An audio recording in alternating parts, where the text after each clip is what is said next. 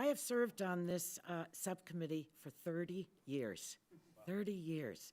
So I have seen innovation just dance over all of these decades.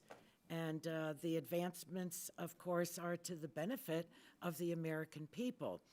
And so I'm so pleased that that the subcommittee is having this hearing, because it's so important to do oversight, to see how the decisions we have made are advancing.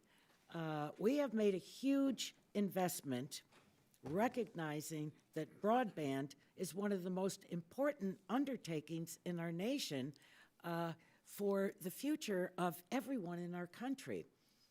Everyone was impacted by the pandemic in some way, shape, or form. But were it not for the technologies that we had, we simply would not have functioned, as difficult as it was.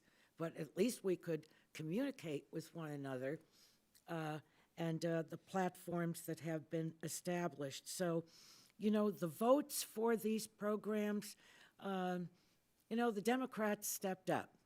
They really stepped up. I'm not here to bash anyone, but I will note that we were the only ones that voted for it. For 30 years, Republicans and Democrats on this subcommittee wringing our hands over getting broadband to everyone in our country, and that it has to be affordable. If it's not affordable, then it simply doesn't exist. So with the BEAD program today, it's very sad to me that the appropriation for it has been allowed to lapse. That is the responsibility of the majority. And, you know, over 40% of the families that receive these great rates are military families in our country.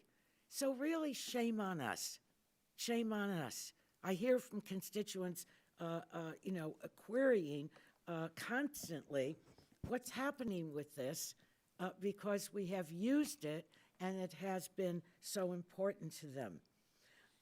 There's been a discussion here about, and legitimately, relative to resilience and reliability, and that, you know, fixed wireless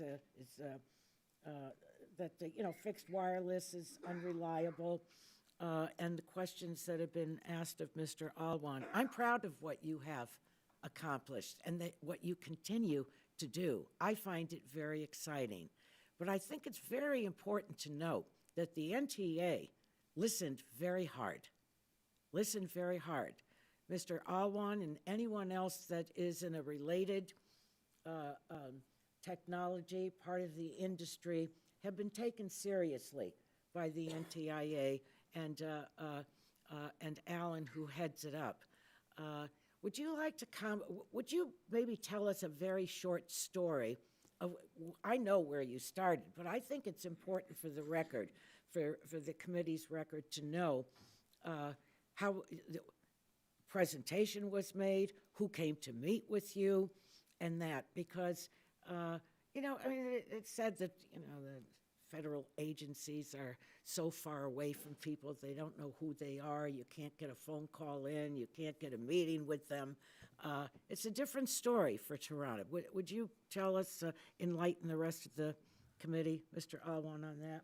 Yeah, thank you for the question, for sure. I mean, I do want to comment that the NTA has been engaging us really well, and the framework of the law was a very fiber-first law when it first came out. Yes, it's a preference of the administration. It's a preference, and truth be told, at the time it was put together, that was appropriate.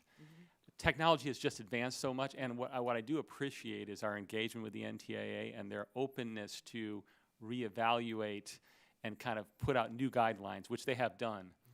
It's never fast enough, as I mentioned, because, you know, things are happening right now. And I think the equation, closing that equation, is going to be so difficult. But we've had a constant good interaction with the NTIA.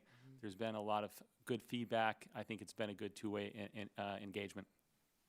How does next generation fixed wireless address the issue of reliability and resilience? Yeah, so it's a good question. It's interesting.